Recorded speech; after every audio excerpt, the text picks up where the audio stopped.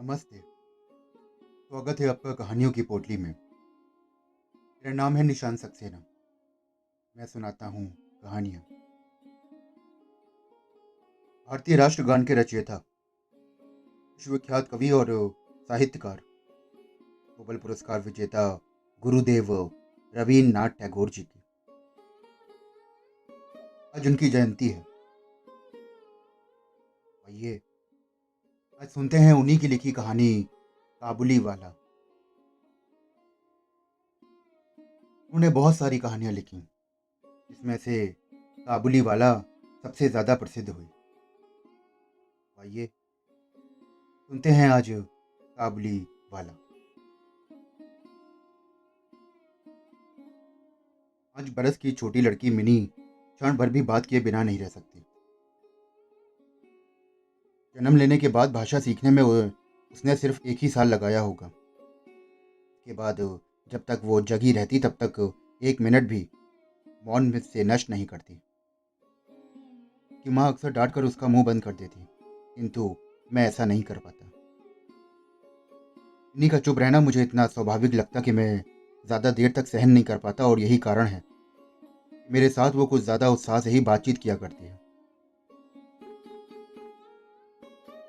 सुबह मैंने अपने उपन्यास के 7वें परिच्छेद को लिखना शुरू किया ही था कि मिनी आ गई और बोलने लगी। बाबूजी, रामदार दयाल दरबान है ना? वो काक को कौवा कहता है। वो कुछ भी नहीं जानता ना बाबूजी। दुनिया की भाषाओं की भिन्नता के बारे में मेरे कुछ कहने से पहले ही उसने दूसरा प्रसंग छेड़ दिया। देखो बाबूजी, भोला कहता था कि आकाश में हाथी सूट से पानी फेंकता है और इसी से वर्षा होती है। अच्छा बाबूजी, भोला झूठ मूठ की बकवास करता है ना? खाली बकबक किया करता है। दिन रात बकता रहता है वो।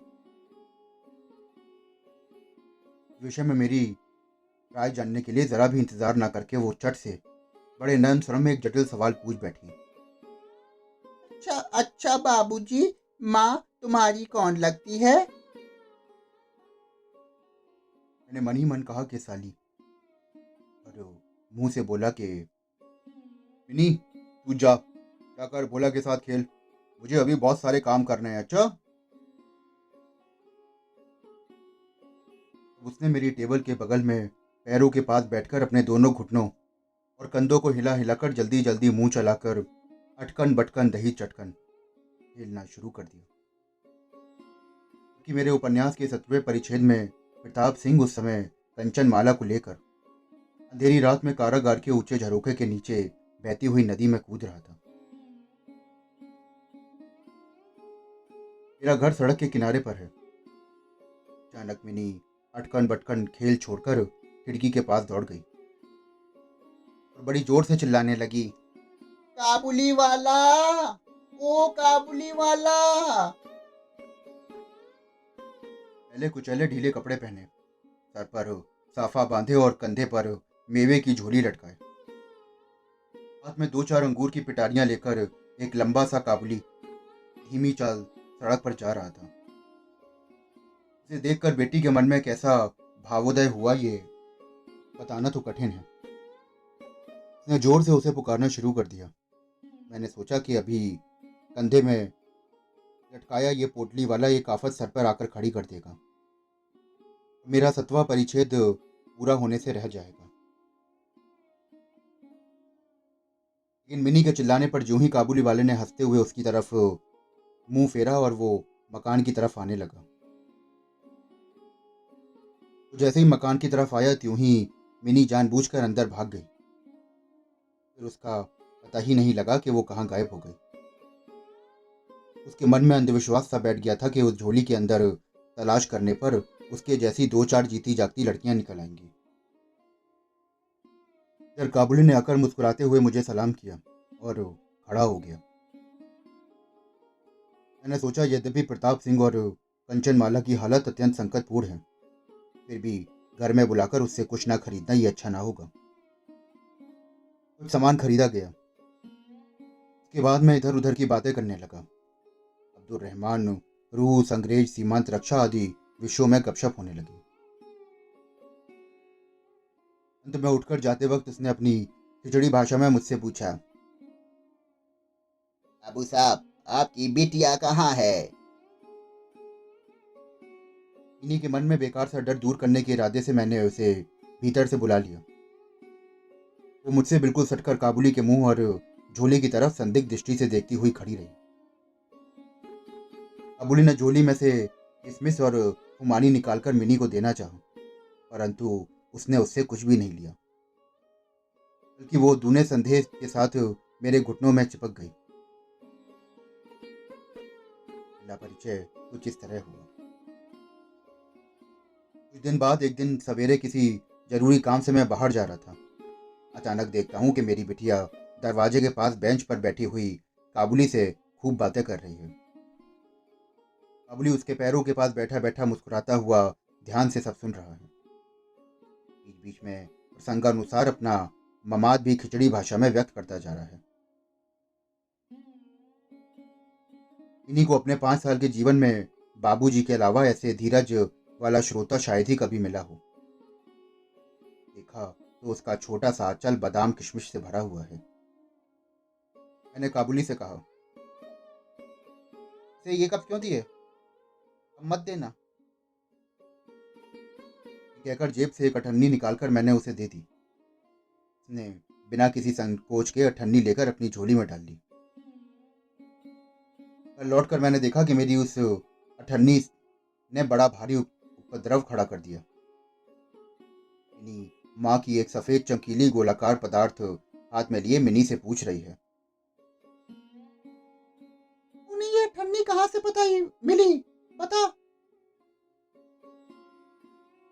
मिनी ने लगभग रोने की तैयारी करते हुए कहा, मैंने नहीं मांगी थी, उसने अपने आप दी है। मैंने आकर मिनी की उस आसन्न विपत्ति से रक्षा की और उसे बाहर ले आया। पता चला कि उस काबुली के साथ मिनी की ये दूसरी ही मुलाकात हो। ऐसी बात नहीं है, वो इस बीच में रोज आता रहा है। उसका बादाम की रिश्वत देकर मनी के छोटे से हृदय में उसने काफी अधिकार जमा लिया है। देखा कि इन दोनों मित्रों में कुछ बंधी हुई बातें और हंसी मौजूद है। जैसे रहमत को देखते ही मेरी बेटी हंसती हुई पूछती, काबुली वाला, ओ काबुली वाला, तुम्हारी झोली में क्या है? रहमत एक अनावश्यक चंद्र बिंदु जोड़कर हंसता हुआ उत्तर देता, हाथी। उसके परिहास का मर्म अत्यंत सूक्ष्म हो ऐसा तो नहीं कहा जा सकता, फिर भी इससे इन दोनों के जरा विशेष कौतुक होता लगता। और शरद ऋतु के प्रभाव में एक सयाने और एक बच्चे की सरल हंसी देखकर मुझे भी काफी अच्छा लगता। उनमें से एक आध बातें सामान्य तौर पर होती थी। रहमत मिनी से कहता कि तुम ससुराल कभी नहीं जाना, अच्छा?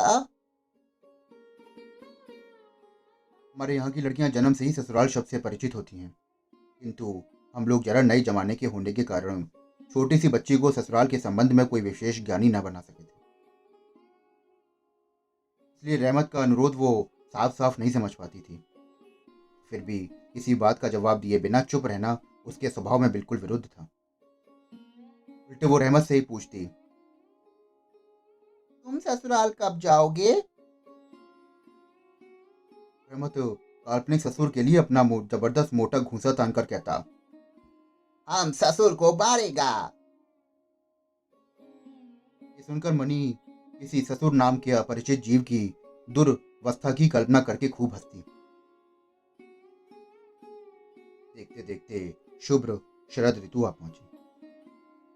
प्राचीन प्राचीन काल में इसी समय राजा महाराजा दिग्विजय के लिए निकलते थे।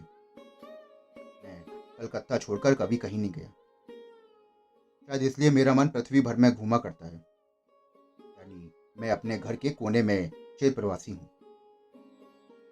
बाहर की दुनिया के लिए मेरा मन सर्वदा चंचल रहता है।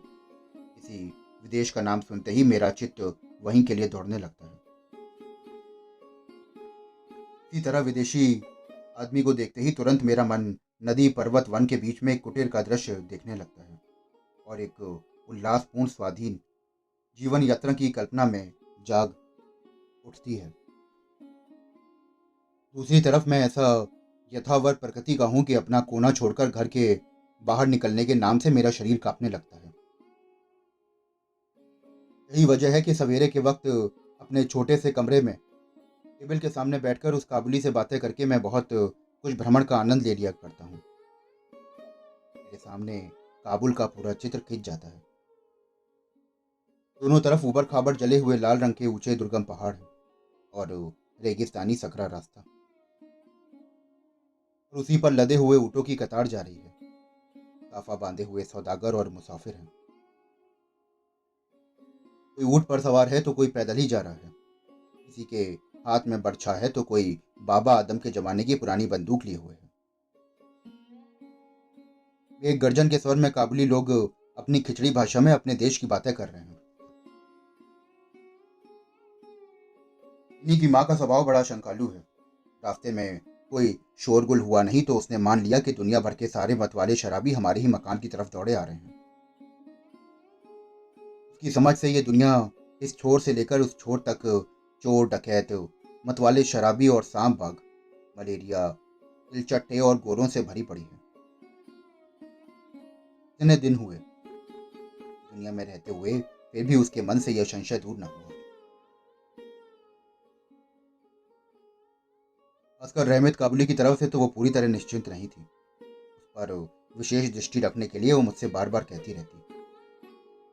जब मैं उसका संदेह हंसी में उड़ा देता तो वो मुझसे एक साथ सवाल कर बैठी, क्या कभी किसी का लड़का चुराया नहीं गया? क्या काबुल में गुलाम नहीं बेचे जाते? एक मोटे तगड़े काबुली के लिए एक छोटे से बच्चे को चुरा लेना क्या बिल्कुल असंभव बात है? मुझे मानना पड़ता कि ये बात बिल्कुल असंभव हो, ऐसा तो नहीं, परंतु विश्वास योग्य नहीं। विश्वास करने की शक्ति सब में समान नहीं होती। इसलिए मेरी पत्नी के मन में डर ही रह गया, लेकिन सिर्फ इसलिए बिना किसी दोष के रहमत को अपने मकान में आने के लिए मैं मना तो नहीं कर सकता। हर वर्ष माघ के महीने में रहमत अपने देश चला जाता है। इस समय वो अपने ग्राहकों के लिए रुपए वसूल करने में बड़ा उद्विग्न रहता है। उसे घर घर घूमना पड़ता है, मगर फिर भी वो मिनी से एक बार जरूर मिल जाता है। देखने में तो ठीक ऐसा ही लगता है कि दोनों कोई षड्यंत्र रच रहे हों। जिस दिन वो सवेरे नहीं आ पाता उस दिन शाम को हाजिर हो जाता। अंधेरे में घर के कोने में उस ढीले ढाले जामा पैजामा पहने झोली झाले वाले लंबे तगड़े आदमी को देखकर सचमुच ही मन में सहसा एक आशंका सी पैदा हो जाती है। परंतु जब देखता हूँ कि मिनी काबुली वाला वो काबुली वाला पुकारती हंसती दौड़ी चली आती है तो दो अलग अलग उम्र के असीम मित्रों में वही पुराना सरल परिहास चलने लगता है। मेरा संपूर्ण हृदय प्रसन्न हो उठता है। एक दिन सवेरे में अपने छोटे कमरे में बैठा हुआ अपनी नई पुस्तक का प्रूफ देख रहा था। जाड़ा विदा होने से पहले 2-3 दिनों से खूब जोरों से पढ़ रहा था। जहाँ देखो वहां पर जाड़े की ही चर्चा है। ऐसे जाड़े पाले में खिड़की से भी सवेरे के धूप टेबल के नीचे पैरों पर आ पड़ी तो उसकी गर्मी ने मुझे आनंद विभोर कर दिया। अभी करीब 8 बजे होंगे। सर में गुलूबद लपेटे प्रातः भ्रमण करने वाले अपना भ्रमण समाप्त करके लोग अपने अपने घर की तरफ लौट रहे थे कि किसी समय सड़क पर एक जोरदार शोर सुनाई दिया। देखता हूं तो अपने उसे रहमत को 2 सिपाही पर बांधे लिए चले जा रहे हैं। उसके पीछे बहुत से कुतूहली लड़कों का झुंड चला जा रहा है। रहमत के कुर्ते पर खून के दाग हैं और एक सिपाही के हाथ में खून से सना हुआ छुरा। मैंने दरवाजे से बाहर निकलकर सिपाही से रोक कर पूछ लिया, क्या बात है? सिपाही से और कुछ रहमत के मुंह से सुना कि हमारे पड़ोस में रहने वाले एक आदमी ने रहमत से रामपुरी चादरें खरीदी थी। उसके कुछ रुपए उसके बाकी थे जिन्होंने वो देने से नट गया। बस इसी में दोनों पे बात बढ़ गई और रहमत ने छुरा निकालकर उसे भोंक दिया। रहमत उस झूठे बेईमान आदमी के लिए तरह तरह की अश्रव्य गालियां निकाल रहा था। इतने में काबुली वाला ओ काबुली वाला पुकारती हुई मिनी घर से निकल आई। रहमत का चेहरा क्षण भर में कौतुक हाथ से प्रफुल्ल हो उठा। उसके कंधे पर आज झोली नहीं थी, इसलिए झोली के बारे में दोनों मित्रों में अभ्यस्त परिहास न चल सका। मिनी ने आते ही उससे पूछा। तुम ससुराल जाओगे? रहमत ने हंसकर कहा। हाँ, वही तो जा रहा हूँ मैं। रहमत ताड़ गया कि उसका ये उत्तर मिनी के चेहरे पर हंसी नहीं ला सका और उसने हाथ दिखाकर कहा कि ससुर को मारता, पर क्या करूं, मेरे हाथ बंधे हुए हैं। चुरा चलाने के कसूर में रहमत को कई साल की सजा हो गई। काबुली का ख्याल धीरे धीरे मन से बिल्कुल उतर गया। हम लोग जब अपने घर में हमेशा बैठ कर नित्य का काम धंधा करते हुए आराम से दिन बिता रहे थे, तभी एक स्वाधीन पर्वतारोही पुरुष जेल की दीवारों के अंदर बैठा कैसे साल पर साल बिता रहा होगा, ये बात हमारे मन में कभी ना आई। और चंचल हृदय मिनी का आचरण तो और भी लज्जाजनक था। ये बात उसके बाप को भी माननी पड़ी। उसने सहज ही अपने पुराने मित्र को भूलकर पहले तो नबी सईस के साथ मित्रता जोड़ी। फिर क्रमशः जैसे जैसे उसकी उम्र बढ़ने लगी, वैसे वैसे सखाओं के बदले एक एक उसकी सखियां जुटने लगी। और तो और वो अब अपने बाबूजी के लिखने के कमरे में भी नहीं दिखाई देती। मेरा तो जैसे उसके साथ संबंध ही टूट गया। इतने ही साल बीत गए। सालों बाद आज फिर एक शरद ऋतु आई है। इन्हीं की सगाई पक्की हो गई है। पूजा की छुट्टियों में ही उसकी शादी हो जाएगी। कैलाश वासनी के साथ साथ अब की बार हमारे घर की आनंदमयी मिनी भी माँ बाप के घर में अंधेरा करके सास ससुर के घर चली जाएगी। भात का सूर्य बड़ी सुंदरता से उदित हुआ। वर्षा के बाद शरद ऋतु की ये नई धुली धूप मानो सुहागे में पिघले निर्मल सोने की तरह रंग दे रही थी। कलकत्ता की गलियों के भीतर परस्पर सटे हुए पुराने ईंट झरे गंदे मकानों के ऊपर भी इस धूप की आभा ने एक अलग तरह का अनुपम लावण्य फैला दिया है। हमारे घर आज सुबह से ही शहनाइयां बज रही हैं। मुझे ऐसा लग रहा है कि जैसे मेरे कलेजे की पसलियों में से रो रो कर बज रही हूँ। इसकी करुण भैरवी रागनी मानो मेरे आसन्न विच्छेद व्यथा को शरद ऋतु की धूप के साथ संपूर्ण विश्व जगत में व्याप्त कर दे रही है। मेरी मिनी का आज ब्याह है। सवेरे से भागदौड़ शुरू है। हर वक्त लोगों का आना जाना जारी है। बगल में बांस बांधकर मंडप छाया जा रहा है।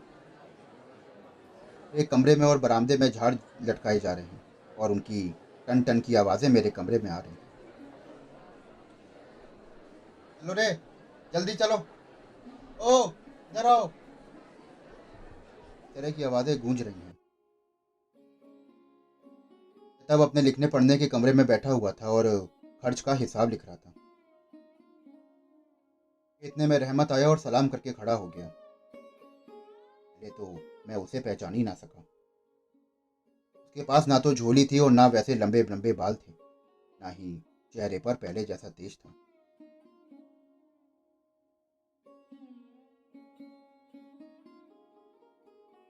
अंत में उसकी मुस्कुराहट देखकर पहचान सका कि वो रहमत है। मैंने उससे पूछा कि क्यों रहमत, कब आए? मैं कल शाम को जेल से छूटा हूँ।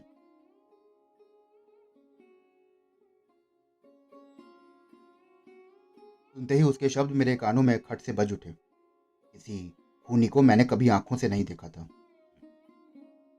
उसे देखकर मेरा सारा मन एकाएक सिकुड़ सा गया। मेरी यही इच्छा होने लगी कि आज के इस शुभ दिन में ये आदमी यहाँ से चला जाए तो अच्छा हो। मैंने उससे कहा कि आज हमारे घर में कुछ जरूरी काम है, तो आज मैं उसमें लगा हूँ, तुम एक काम करो कि फिर आना। मेरी बात सुनकर वो उसी समय जाने लगा और दरवाजे के पास जाकर कुछ इधर उधर करके बोला। बच्ची को जरा नहीं देख सकता हूँ क्या? शायद उसे विश्वास था कि मिनी अब भी वैसी ही बच्ची बनी है। उसने सोचा कि मिनी अब तो पहले की तरह काबुली वाला वो काबुली वाला चिल्लाती हुई दौड़ी चली आएगी। उन दोनों के उस पुराने कौतुक जन्य हास्यालाप में किसी तरह की कोई रुकावट नहीं होगी। यहाँ तक कि पहले की मित्रता याद करके वो एक पेटी अंगूर और एक कागज में के दोने में थोड़ी सी किशमिश और बादाम शायद अपने देश के किसी आदमी से मांग मूंग कर लेता आया था। उसकी पहले की वो झोली अब उसके पास नहीं थी। आज घर में काम बहुत है, आज किसी से मुलाकात नहीं हो सकेगी। अगली बार आना तो मैं मुलाकात करवा दूंगा। मेरा जवाब सुनकर वो कुछ उदास सा हो गया। खामोशी के साथ उसने एक बार मुझे मुंह की ओर स्थिर दृष्टि से देखा और फिर सलाम बाबू साहब कहकर दरवाजे के बाहर निकल गया। मेरे हृदय में ना जाने कैसी वेदना सी उठी। मैं सोच रहा था कि उसे बुलाऊं, इतने में देखा कि वो खुद ही आ रहा है। ये अंगूर और कुछ किशमिश बादाम बच्ची के लिए लाया था, ये उसको दे दीजिएगा। मैंने उसके हाथ से सामान लेकर उसे पैसे देने चाहे, पर उसने मेरा हाथ थाम लिया। आपकी बहुत मेहरबानी होगी बाबू साहब, हमेशा याद रहेगी।